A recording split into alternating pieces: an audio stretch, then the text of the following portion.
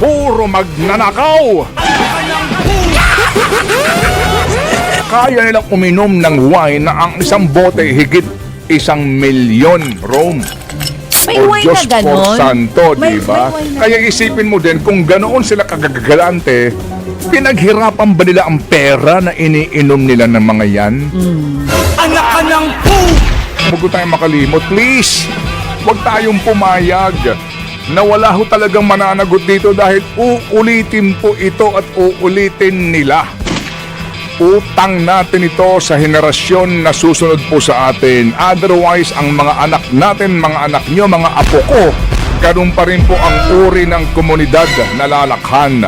Komunidad ng mga puro magnanakaw. Anak ka ng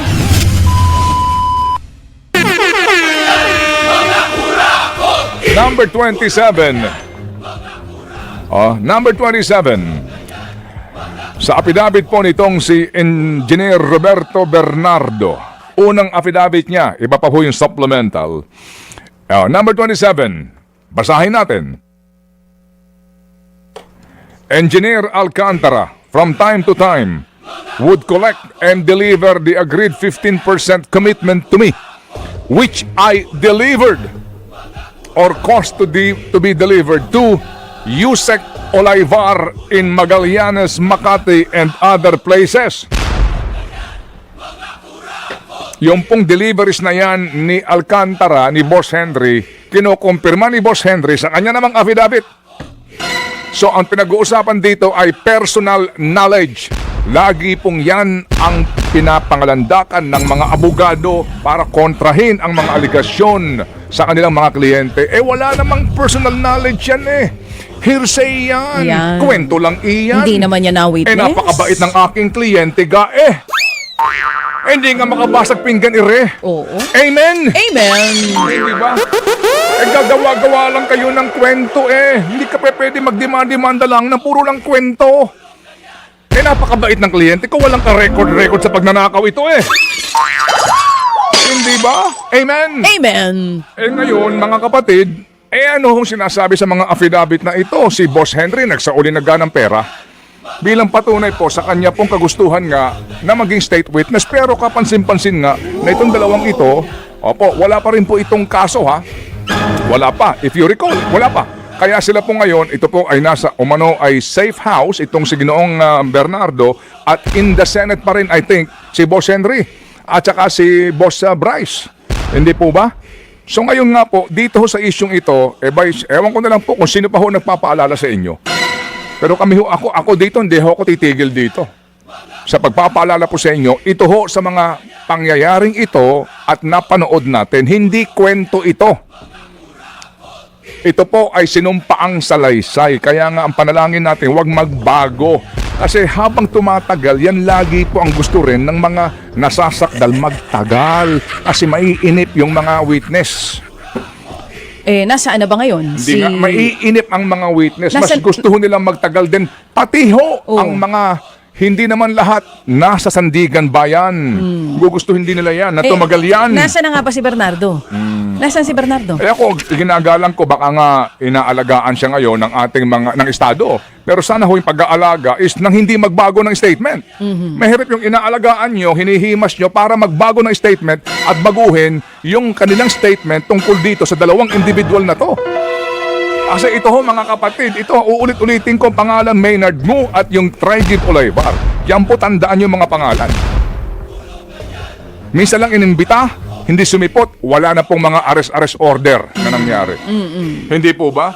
Ang usap-usapan doon sa Makati, sa kanilang subdivision, medyo laylo. Pero dati-rati daw po, party-party. Wala nang party. Tahimik na daw. Halos araw-araw daw pala ang party doon. Ngayon po, ang tanong natin, nasan na itong dalawang to? At ang mga bisita daw doon. At malay nyo, kung nakasibat na to. At saka mga bisita daw doon dati, nung hindi pa umiingay itong flood control, puro politiko. Nagalat nga daw ang security guard doon sa area na yun. Sino? Ikaw ba, Rome? Magkano ang natikmam mong pinakamahal na alak?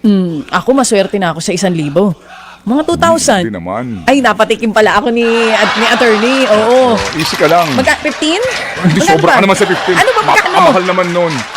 Oo. 3,000? 2,500. 2,500. O, kita mo? Iniba niya pa sa 1,000. Sabi ko na nga 1,000. 2,500. Sa bagay, parang may wine pa ba na Pinakamahal na wine sa'yo, 1,000? 2,500. Oo, grabe ka naman. Tuwa tayo sa 2,500, ha? At saka masarap na yun. Oo. Ang bilis ko nga nalasing eh. Okay. Oh, di ba? Anyway. Magkano ba pinakamahal? At saka ano bang difference nung... Anyway. Anong difference nung 5 milyong wine dun sa 2,500? Yung isa kong kaibigan, ito lang, napagkwento nga sa akin, wala lang, kasi nagkita kami one time, nakwento lang. Alam, pinupuntahan ko yung napapanggit na lugar na yan, ha? Nakasabay ko si ganito, at saka kasama si ganito, at si ganito. Ngayon kami, sabi niya, kausap ko yung partners namin doon sa kanilang negosyo. Legal ito. Nayaya lang sila doon kasi nga talk of the town. Abay, nung tinignan niya yung wine list. Opo. Yung wine. O di kunyari, okay. i-reenact natin. Tayong dalawa yung nandun. Kasama tayo. Ikaw Oo. si... May kasama ba siyang babae nun? Unang... Oo. First lady ba ako? Oy! Hindi. First lady mo. Ako ang first lady mo dito sa program. May second lady ka? Ako ang first lady mo dito. Oh. Tama, mali. Alam mo, puputulin ito, gagawing content. Ay, oo nga pala. Oh, sige. Legal wife na lang, legal wife. Ako ang iyong legal wife. Nung bang panahon yung kaibigan mo ay nagpunta. Bumibelo na ako sa kwento ko, nakubul tuloy eh. Sayang. O sige. Ayan. Oh. This is ridiculous. Tuloy mo na, nakikinig si Kuya Rom dito, oh. Nakaabang kami sa kwento nang minsang mapadpad sila doon. Makikinig kami. Yung wine list. Oo, di binigyan ang wine list. Oo. Oh, tapos? So sabi nila, yung wine ha, meron namang ganun. Ang mga mura daw, ang mga pinakamura, 3,000, 4,000, 5,000, may 10,000, pataas ng pataas. Mayroong milyon na wine ang halaga. Ha? Milyon. Oo. Ngayon sila daw nag-usap-usap sila. So, tikman kaya natin ito. Di ba? Parang regalo natin sa ating mga sarili. Oh, i-reward natin sarili natin. 50 mil yung isang bote ng wine. Ang in-order nila. So, $1,000 more or less po yung halaga. Mahal naman ng wine na yan. Oo. Ano ba yan? Walang hangover? Pero yung, ngayon, usap-usapan kasi ang daming bodyguards, di ba? Ang daming mga, doon. Mapapansin mo na may VIP. Yes. Chismoso yung waiter. Oh. Oo. Yung waiter, di ba? Nagkwento. Oh. Kung gaano kamamahal na wine ang ino-order doon Sa taas. sa private room. Oh. Nasa taas ba? Nasa baba yung private room? Oh. Yun nga ang sinasabi. Oh. Di siguro mga 100,000 pinakamahal. Milyon! Ang halaga, kaya nilang uminom ng wine na ang isang bote higit 1,000,000 Rome. May Or wine Diyos na ganon? for Santo, May- di ba? may wine na Kaya isipin mo din, kung ganoon sila kagagalante, pinaghirapan ba nila ang pera na iniinom nila ng mga yan? Anak ka ng pu! Kasi pag pinaghirapan mo, ang hirap gastahin eh. Rome? Yung kaibigan mo nga, alam ko, madami ng pera yan eh. Ay, Kaya naman niya umorder ng gano'n. Pero ang in-order nila, 50,000. Nag-ambag-ambagan sila para Kasi- lang daw makatikim ng gano'n. Kasi nga first time din. Hindi lang. Kasi pag pinaghirapan ng pera, ang hirap namang Hindi mapapaisip ba, ka, malalasing din naman tayo para dito sa 3,000. Dito na tayo. Pero hindi ka di ba?